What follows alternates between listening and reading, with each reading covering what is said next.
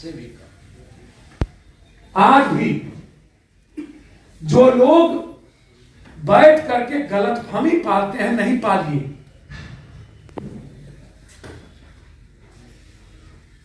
यदि आरजेडी के पक्ष में लोग होते, मैं बहुत क्लियर आपको बता रहा हूं, आप इसको समझ लीजिए। 170 सीट आता नीतीश कुमार के खिलाफ, 180। जितना गुस्सा था नीतीश के खिलाफ, शायद मैंने कभी ऐसा गुस्सा नहीं देखा समाज में। लोगों को सामने में एक बेहतर विकल्प नहीं दिखा। गुस्सा सेकेंड आते आते कम पड़ गया और सेकेंड में एनडीए 9 सीट बढ़ोतरी ले ली और थर्ड में मिथिला कोसी सीमांचल में आरजेडी के वोटों का भयंकर बिखराव हुआ। और जो नीतीश कुमार जी का गुस्सा था अत्यंत पिछड़ा, जो वोट नीतीश के खिलाफ देता, वहां पर अत्यंत पिछड़ा और अपर कास्ट ने भी इस बार वोट दिया है महागठबंधन को, ब्राह्मण खास तौर से 19 से 17%। मैं और लोगों की बात नहीं करूंगा, 17%। ये पूरा का पूरा मूल्यांकन है। और अपर कास्ट में दूसरा बाबूसा है 11%। महागठबंधन को वोट दिया नीतीश के गुस्सा के खिलाफ। ये है, लेकिन उसको बेहतर तरीके से लीडरशिप ने कैच नहीं किया। और जब मिथिला कोसी सीमांचल में गए तो कुछ सामाजिक आधार ऐसा उधर है, आपको आश्चर्य होगा। मैं 2 उदाहरण देना चाहता हूं और बहुत गंभीर। सर बंद कर दीजिए मोबाइल सर। 2 गंभीर उदाहरण समझ लीजिए। एक, पिपरा से चुनाव एक्स एमपी को टिकट दिया राजद। सर अत्यंत पिछड़ी जाति के लोगों ने वोट नहीं दिया। ब्रजेश जी 5 साल सो के ही बिताए।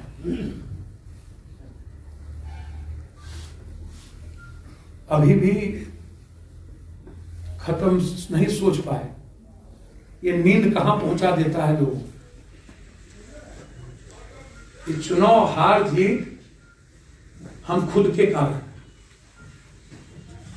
समाज को दोष ना दें। बिहार के राजनीतिक परिवेश में जाति एक सच है, मैं मानता हूं। लेकिन यदि जाति एक सच है, मुझे कोई यह बता दे, एक दिन मायावती नहीं आई, चुनाव कैसे जीत गई?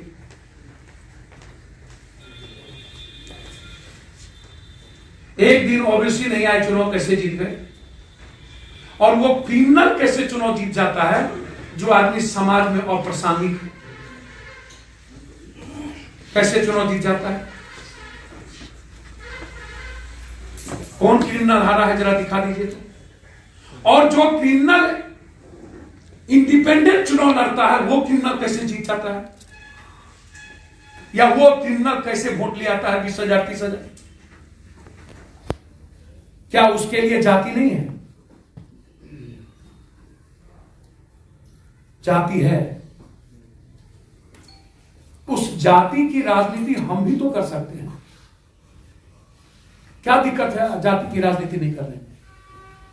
बिहार की सच यदि जाति की राजनीति है तो उसको तय कीजिए ना, कैसे किया जाए। यदि बिहार के जाति में राजनीति है और बिहार के जातियों को लगता है कि टिट फॉर टैट जाति हमारा ताकतवर लीडर चाहिए, तो सर एक तरफ आपको किसने कहा कि आप एक ताकत की रचना न करिए? आपका 2 चेहरा होने में क्या दिक्कत है? हम तो बहुत क्लियर कह रहे हैं, आप अपनी ताकत को बनाइए ना।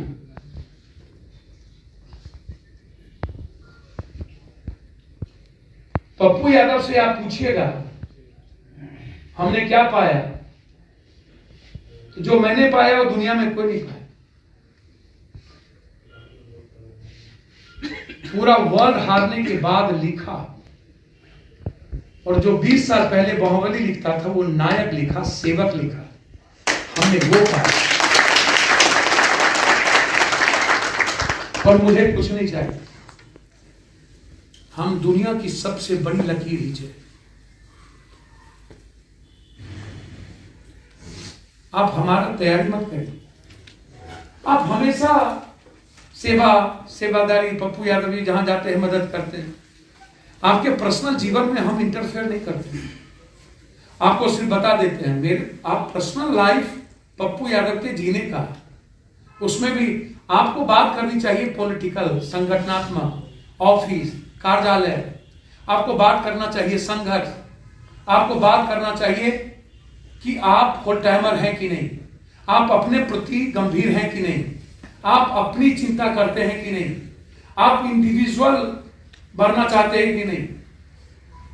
पहले चुनाव लड़ना चाहते हैं तो क्यों लड़ना चाहते हैं, क्यों चुनाव लड़े, हमको आप जरा बता दीजिए।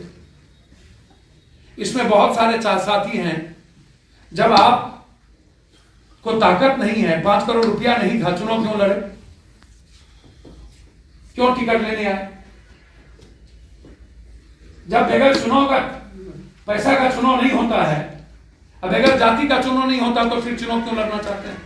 चुनाव वही लोग लड़िए जो लोग लड़ना चाहते हैं, जिसके पास पैसा हो, और जो 4 ठो राइफल भी ताकत, यदि बिहार में राइफले की ताकत दिखती है और दूसरा सेवादारी दिखती है, यदि आपको 5 करोड़ रुपया हो और 4 ठो राइफल हो और जाति की ताकत हो तो लड़िए, ना लड़े हो तो छोड़ दीजिए राजनीति को।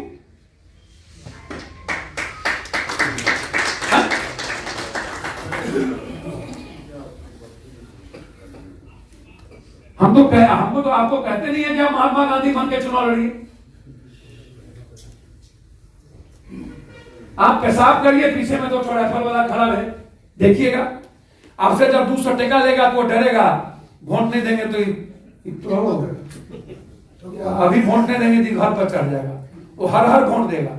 लेकिन आपसे 100 रुपया लेके यदि वोट नहीं दे रहा है, इसका मतलब वो नहीं डर रहा है, और जो नहीं डर रहा है आप चुनाव मत लड़िए। ये बहुत क्लियर है। बिहार के राजनीतिक फंडा को बहुत क्लियर समझने की जरूरत है, लेकिन अपने जीवन से सेवादारी मत छोड़िए। वह अचीवमेंट है गरीब का, इंसानियत का, मानवता का। सब लोग आए कि चुनाव हम लड़ेंगे, बाद में सबको पैसे की दिक्कत होगी।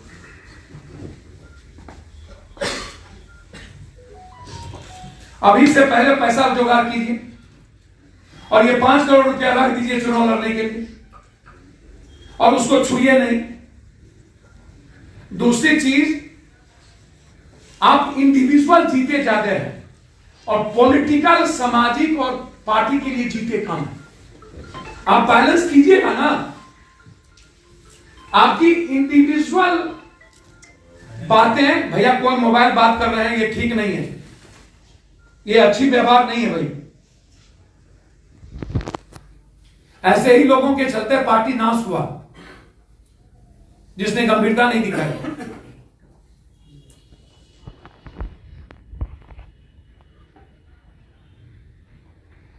अब गठबंधन सर परिस्थिति न तय करेगा कोई रास्ता। साधु परिस्थिति आएगा तो क्या ऐसा नहीं है कि गठबंधन नहीं किया जाए।